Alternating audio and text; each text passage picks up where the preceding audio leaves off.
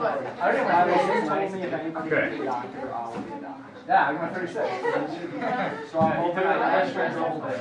I changed my doctor. You get an 18, you get a 36. And I even gave her a they do a raffle. Whoever did, they pull out one. Hey. I was the lucky winner. I was the lucky winner. All right. Put your name. Today. I get half it. Oh. You did a double day. Hey. All right. Today, what we're going to go over, we're going to start in the next chapter. We're going to be mixing two kind of sections, two chapters together today.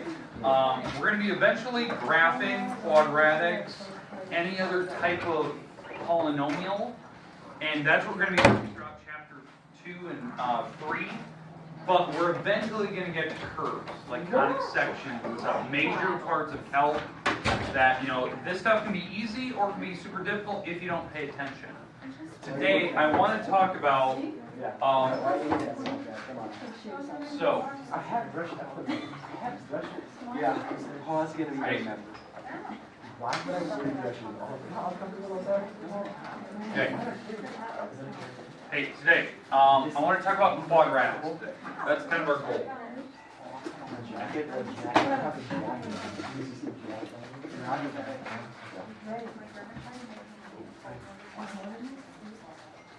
No, but I like candy.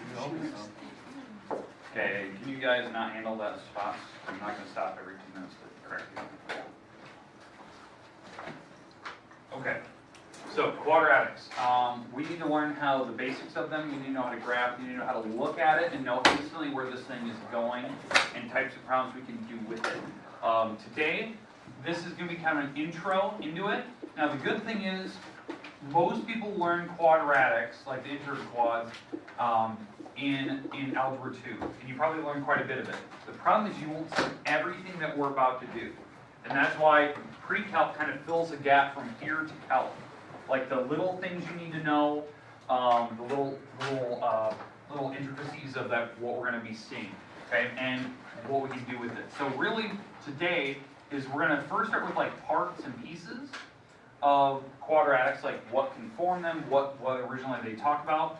We'll talk about graphing them and how I can look at, shortcuts so I don't even need to like graph it. I kind of know where it's going to be going when I first start. And then we're going to talk about, at the very end, kind of like major uses. And that's going to carry us into tomorrow. We will eventually, in this chapter, be doing some story type problems. They're not difficult. They're not like, you're not going to read this huge paragraph and go, oh my god, I have no idea what it's asking for. It's pretty straightforward. They give you a picture. It's pretty easy to figure out. But the problem is, the thing I want you to learn from this is like, why do we use it? Like that's kind of like the main thing. That's what everyone always asks, like, why are we doing this? The first 2 chapters are kind of easy, right? We have the pre-rec chapter that talks about a lot of Algebra 1. You can apply Algebra 1 in pretty much anything. But why would we ever choose to use a quadratic? Like, what would be a purpose of it? And so, a major use that we're going to eventually see, like, we'll start today talking about like a max or a min, a minimum, right? That's a major use. Just knowing a maximum value for an answer or a minimum value. It's it's common sense when you first start a problem, but this is the start of it. Like, why we use it. So that's what we're going to look at today. We're going to look at parts and all that good stuff. Now, there is other things we're going to eventually get in chapter 2 and 3. We're going to mix 2 together. I'm not going to lie when I tell you, like, Friday's notes, when we start talking about quadratics, not the story problems, but the uses, but when we start Friday's notes and we talk about, like, where does a quadratic come from, that's insanely difficult, and you need to see it. Like, you need to see the level of, like, what pre-calc should be able to do. And I'll give you, like, a real, like a real example, like what I had to do when I was in high school, like with it, okay? And I think, like, if I didn't show you that, it would be a disservice to you. You need to see, like, where it originally comes from and what it means. Is it difficult?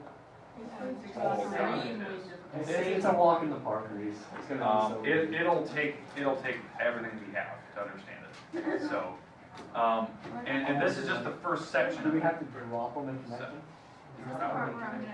Okay. All right, here we go. Let's talk about a quadratic. Okay, the quadratic in general, like the form of it, right? Most people know quadratics like something like this. Okay, so that's a traditional quadratic. It's got a square. I mean, that's the best way to say it. It's degree 2. It's a degree 2 function, right? It's got x squared, something like that. That's a quadratic. There's other types. There's cubic functions. Those have powers of 3s on them. That's a cubic function. A quartic function has a power of 4, and so on and so forth. Okay? We're dealing with this part today. Just today. We're going to move on to the like 3s and 4s, maybe later this week. I don't know if we'll necessarily see them Friday, but definitely Monday. For sure, we will definitely be seeing like the other sizes. How do you know how to graph them? How do you know where they go? How do we get a rough guesstimate of a graph without having a graphing calculator in front of us? That type of thing. That's what I'm going to teach you. These are skills that you can definitely take to an upper level math class when you don't have that calculator and you need to graph it and you need to know where it's going, like common sense stuff. Okay, quadratics. Everyone basically knows what they look like if you've seen them in Algebra 2. This is a quadratic equation. It looks like a bowl to me. Like it's a bowl. It's like a U shape, right? I actually think of it as like a cereal bowl. Like that's what I think of. It's just a bowl. Now the weird thing is there's parts to a quadratic. There's obviously the tails, but there's other things. Like right down here at the very bottom of the bowl, this is actually called a vertex. It's right where the two actual like rays, the two actual curves meet. On the inside, this is called a focus. A lot of people don't know that. A focus is on the inside of the bowl. Why I'd ever show you that? A focus is actually like on a satellite dish. It's where the little needle the eye is at. It's because that directs all the information. So the bowl actually points at the eye. That's why they designed it in such a way that when you move the dish, it eventually will get a signal because all the data is being collected and then bounced to this. That's awesome. And that's kind of what they talk about. It's a focus point. That's why it's at a certain spot on that. That's why you can't move the on and the eye. On the original like DirecTV satellites and dish networks, they allowed you to like move the eye back and forth to get different frequencies. They don't do that. They're just stationary now. The platform is just there because they've engineered it in such a way that they don't need to worry about it. Okay. Now the other thing that's on a parabola is, and I'll make this a dash line. This bottom plate is called a directrix. A directrix. It's a part of a parabola. A quadratic, a parabola. That's what a quadratic is. It's called a parabola. Okay. These are the major parts. Now, I even had some questions. It was mat testing days. I had somebody literally asked the question like, hey, I had a question that talked about quadratics or parabolas. I think they said the word parabola. And it was asking for a focus and a directrix. What is that? Well, yeah, this is what this section is all about. That's what chapter 2 is all about. It talks about how do we draw basic functions and what are the pieces of them. Okay, because that's where you get in pre-calc and calc. Okay, these are the parts we're going to be talking about. Now, obviously, this one makes sense, like satellite dish. But a lot of people don't know what a directrix is. Like, why do we even have that? Okay. It's actually an extremely important part of it, and that's what we're going to look at Friday. That's that super difficult thing that I don't want to give you right now. It's too hard. I'll explain it later. But these are the 3 parts we need to know. Do you understand that? Now, just so you're clear, I'm mixing chapter 2, which is this section, and I'm mixing chapter 3.1 with this. The reason why I'm mixing them together is because they talk about the same topic. Why would I put it over 2 different chapters when it's in just the first section alone? So that's what we're going to be talking about. We're going to mix the 2 together. And I'll kind of do that throughout chapter 2, mix little things from other chapters, because I said I bounce around a lot. We haven't done that yet, but now this is the chapters when we start bouncing, when we get to the calc stuff. So it makes more sense to do that. Okay, do we understand what we're doing for the next couple days here? Like this is our goal, like this thing. Yeah. Now we need to start easy and work our way up to the more difficult stuff for Friday, right?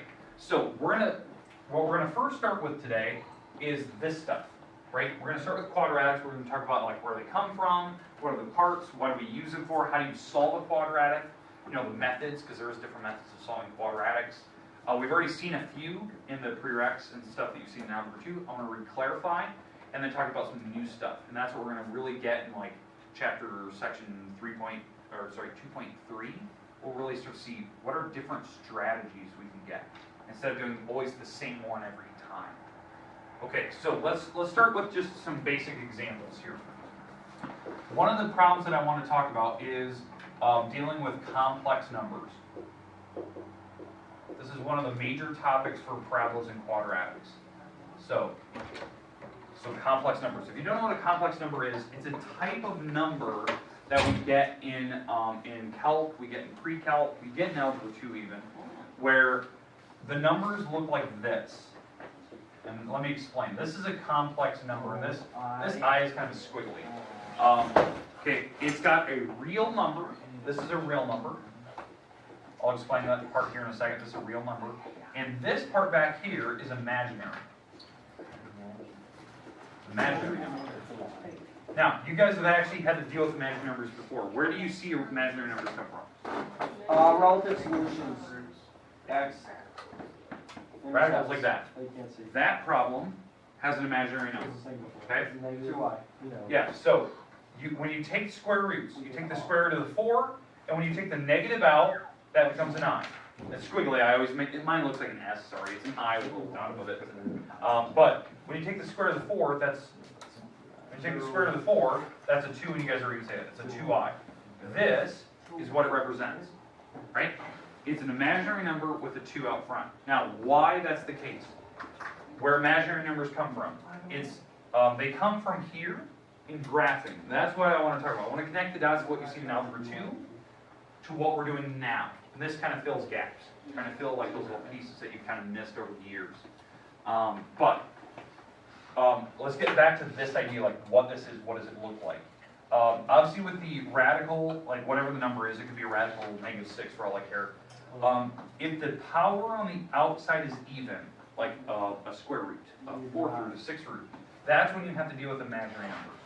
So the I comes to the outside, and the reason why is the imaginary I represents a -1. That's what it means in algebra class. They pick that number as an imaginary. You can't take the square root of a negative, and you can't break down that. And so the idea is that when you're doing the square root of -6, this is actually what you're doing. You're taking -1 times 6, and then you can separate, because it's called the product rule for radicals, that you can separate them into their own radical. And that's why this problem actually becomes an I root 6. Because you have an I for the root -1, and you have the radical for the 6, which I can't even break that down. There's no simplifying that. That's the simplest form. That's your answer for that problem. That's like the simplest form of it. Well, over here, we could actually take the square root of the 4. So it was an I because we pulled up the root of -1, and then the 4, we could actually take the square root of it, which was 2. Because this is what it actually meant. It meant we're doing this. -1 times 4, which was the radical of 4 times radical of -1, because that's the product rule, and that's why it turned out to be this thing. Now, coming back full circle again, because I'm trying to explain like where the I's come from. Why do we have imaginary? Did you guys ever learn that in algebra 2? Because they're not there. Whole section, okay, good. Okay, so at least I won't have to go through it as difficult as I would. But now, here's my other question. Did you guys talk about complex numbers? Yes. Yeah? Real part and imaginary. Okay, real part imaginary, but where do you guys see it for? Other than just knowing that? Do you guys see where it's... Was it graphs? Okay, so that's all you guys saw for. Okay, so, okay, good. So we're on the right page. All right. So, now, okay, so you guys have at least seen this. You've done the I's part, and you know how to solve radicals. But I want to connect the dots on why we have the negatives. Okay? So this is the problem I'd like you to write down.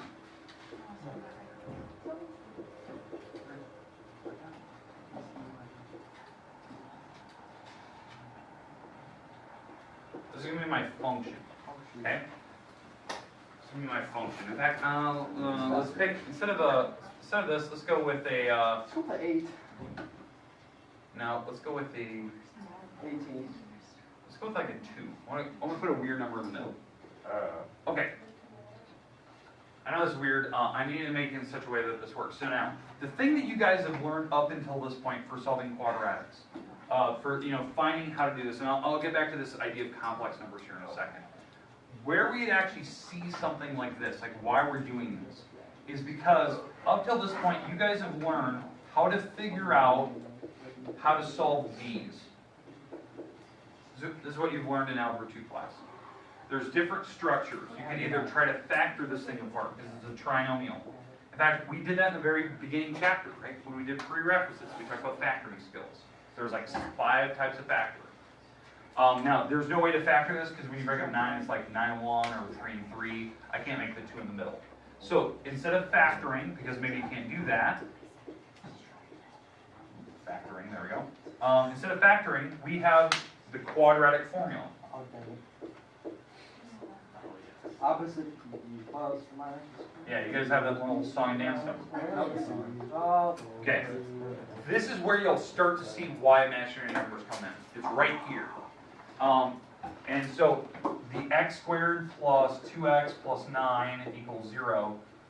This, we use the quadratic formula, which is, by the way, is this. Negative b plus or minus square root b squared minus 4a times a to the c divided by 2a. Alright, that's your formula, but where that comes from, it's using these numbers. This is a, this is b, and this is c. And you only use the numbers out front. I always get the goofy people that try to plug x's in. You're just using the numbers. Okay, so a, b, and c go in these spots, and you'll start to see why we're going to get imaginary numbers. And then I want to explain, like, why. Like, what is it, other than just get the radical negative, what does it mean? Like, what does it mean that you get a negative square root number?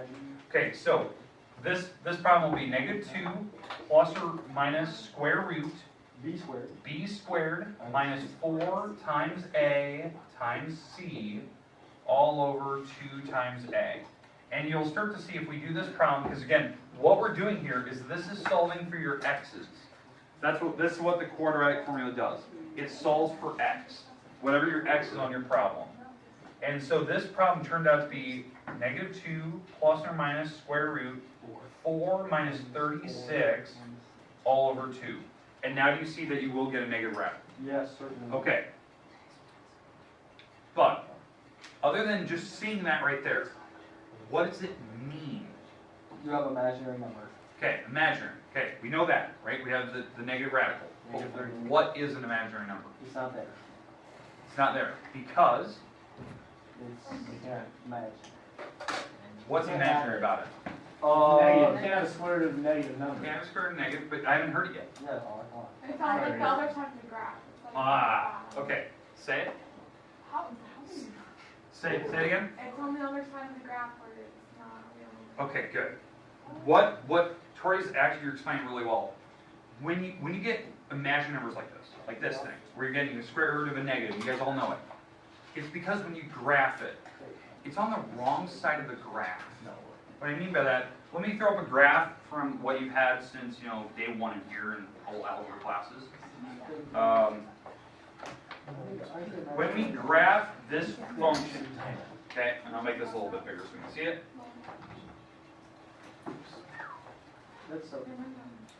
Okay, so here's my graph. Okay, when we graph this thing, and we want to put that thing on this graph, and I'm going to show you how to do that here in a second. What's happening, this won't be the actual graph, I'll show you this here in a minute. This is what's taking place. When we draw my parabola, it's in a different location. And what I mean by that is it never hit the x-axis. It never touched it. And that's what this is. This is what you've been learning since algebra 2. You are figuring out where does your graph hit x. X on the x-axis. That's what those things are. These, what you're finding, is called x-intercepts. A lot of people, they just forget that, or they're never taught that. That's the whole purpose of doing the quadratic formula, is where does your graph hit the x-axis? Where is it, why a business would ever do that? Where would your profits not be, you wouldn't be in the loss, but you wouldn't actually be making profit either. It's like when you hit 0. 0 along the y-axis. That's what you're doing here. And when it tells me that I have a negative, square root of 32 over 2, that's an imaginary number. That means I never actually hit 0. So that's either a really good thing, or that's a really, really bad thing. Because maybe you're only in the negative and you never made profit ever.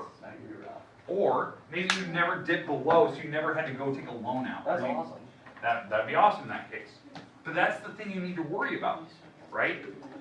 Now, how many people have actually seen that before and understand that now? I do. Okay, so I'm impressed. Like, a lot of people just don't see that. They just know how to do it, but they never actually seen why. Like, why do you do the quadratic? It's because it's telling you where you hit 0 for a profit or loss. Okay, now, here's the thing. That graph is not drawn correctly. I didn't actually draw it right. So what I'm going to show you is kind of a mixture of what we did in the test, this last test that I'm going to show you tomorrow, and what we're doing now. So they kind of blend together perfectly. Okay? All right, so.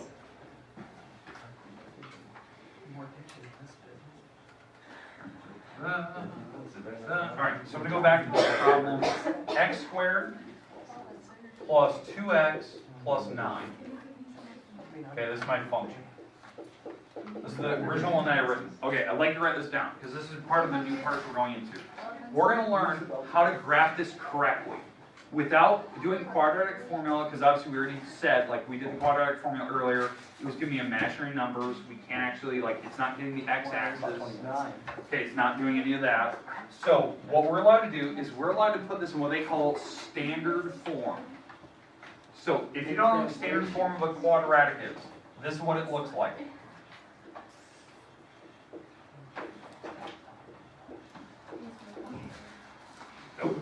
This is standard. I remember that. Okay, this is how we graph. This is how you graph an actual parabola, a quadratic, something with a power of 2. What these parts are, this number, this A, is the number out front. It's my leading coefficient. It's my leading coefficient. And it basically tells me which direction the graph is going. That's what we'll look at. And tells me if it's wide or skinny, that type of thing. The number on the inside. And this number over here. The H and K number. This is where my vertex is at. This is where I'm going to actually hit, where that start of the bowl is going to be. And then obviously the squares, because it's, something squared. It's a quadratic. That's the power that we're on. Okay, now the good thing is, we've actually done this. In fact, you didn't even realize it. You actually have graphed before on this past chapter test. We did transformations. All these items I'm showing you right here, the A, the H, the K, they're just simple transformations. That's all they're doing.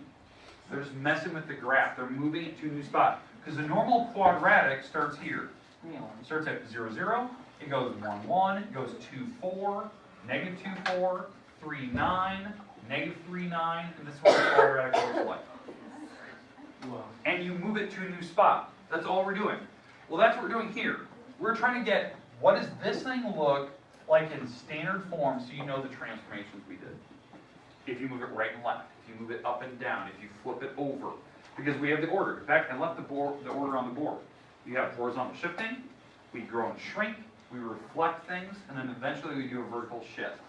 And eventually this graph, what you're looking at here, will be in a new spot and it will explain why we're getting imaginary numbers. That we're not ever hitting the x-axis. Okay, so how do we get to this? It's called completing the square. It's this little process we do. I think you guys have learned it in Algebra 2 a little bit. As we did in the very first chapter, but I want to explain it more. This is where we have to do it a lot from now on. We have to do it in almost every chapter. We're going to get through it, and the goal here is to get to this part, so it looks like that. Okay, so now obviously my problem looks a little bit different because I don't even have a y. I'm going to make f of x a y. So here we go. Isn't it always considered a y? Yeah, it's just considered a y. So I'm going to start with that. So y equals x squared plus 2x plus 9. All right. I'm going to go restart.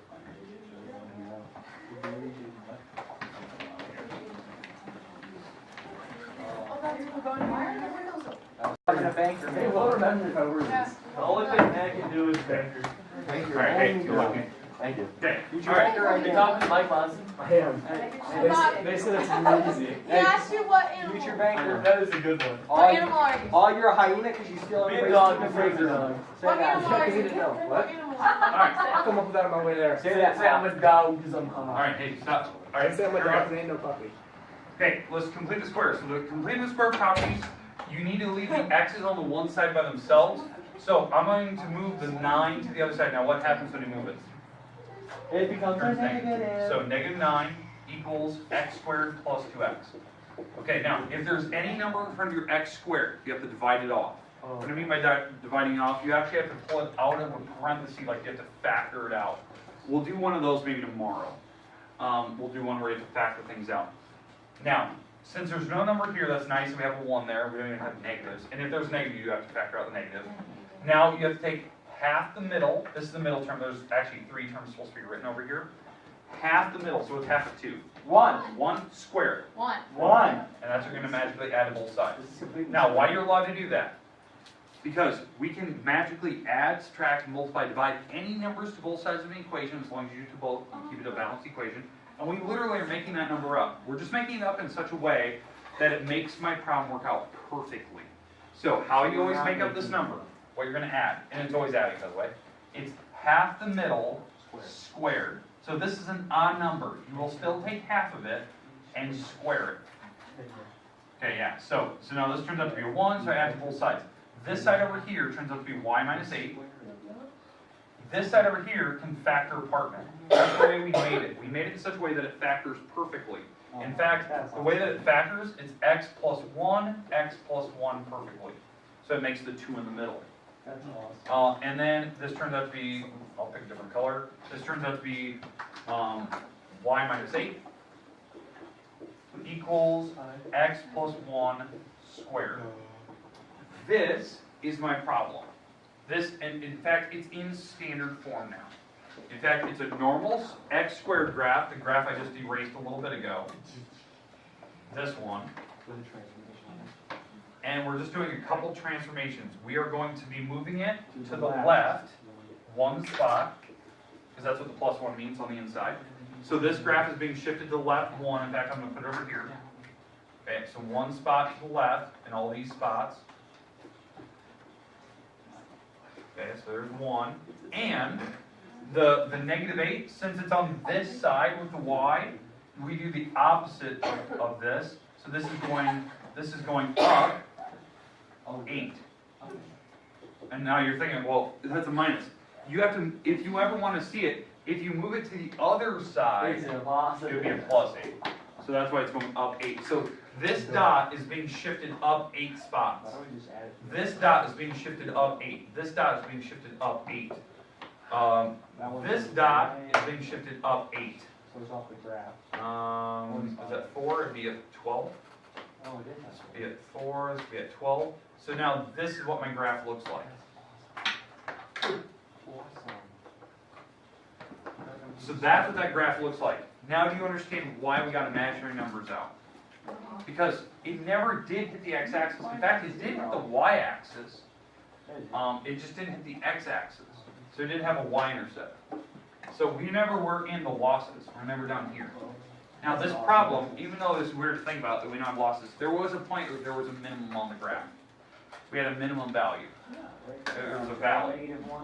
Yeah, -1.8. Yeah. So -1.8 was my minimum. That was whatever month that was in your calendar. That was the lowest point of sales. And then everything else was up from there. Because maybe you're buying product, and so you dip down into your money, and now you're selling it. That type of thing. Okay? There was a y-intercept to this graph. It was right here. That was y equals 9. That was a y-intercept. Okay, questions with what a quadratic is? No. Like a parabola. Not Now, obviously we talked about graphing. We're going to practice more and more. Today was the intro. We talked about the parts. We still have to talk about focus and directrix. We're going to save those probably for Friday. Because that's going to be, I'm going to mix that in. That's the hard stuff. But then tomorrow, really, we're going to talk about these again. We'll talk about the uses, like story prompt based. Okay? All right, questions? That's it. That's it for today. Great. I learned. What if I mean? No, you put that in your notes. Yeah. Don't Actually, staple it into your notes. What are you gonna do with those bicycle parts? My bicycle parts. What are you gonna do when you go to college and you don't have a phone on the right? I don't know. You should have worn a phone.